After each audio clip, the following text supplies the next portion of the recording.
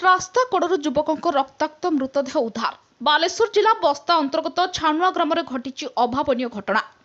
सूचना अनुसार आज सकाळे छाणुआ प्राथमिक विद्यालय निकट में रास्ता पार्श्वर जड़े युवक रक्ताक्त मृतदेह पड़िथिबार स्थानीय लोके देखि प्रथमे बस्ता पुलिस को खबर देथिले।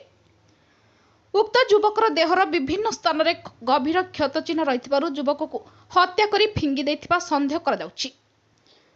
युवक जनक घर जगतसिंहपुर जिलार पृथ्वीराज पात्र बोली जଣାपड़ी।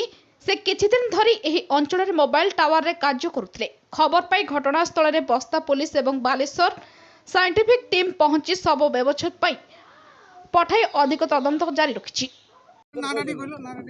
जगन्नाथ दास मु सकाଳେ आसला चौकीदार से ठिया देखुची मला कुड़ा पड़ी चौकीदार ता पकेट रू गोटे मनी पर्स काढ़ला मनी पर्स गोटे आईडेंट कार्ड था चौकीदार नहीं चलीगला आम पलि आस ना ना ता घर गाड़ी मुझे जाने से आम कहीपर जमी पड़ता देखले सेमती पड़ी ना ना मुझे देखनी के मुझे सेमती मुझे जानी कमी के मुझे 6टा बेले दुकान खोलते आसला चौकीदार अच्छी लोक सब घेरिक ठिया देखुं मुझे देखनी मो दुकान यहाँ है यार बस ना दुकान को 6टा बेले आसला लोक तो सब सही ना ना ना देखनी काड़िका लोक मुझे जाने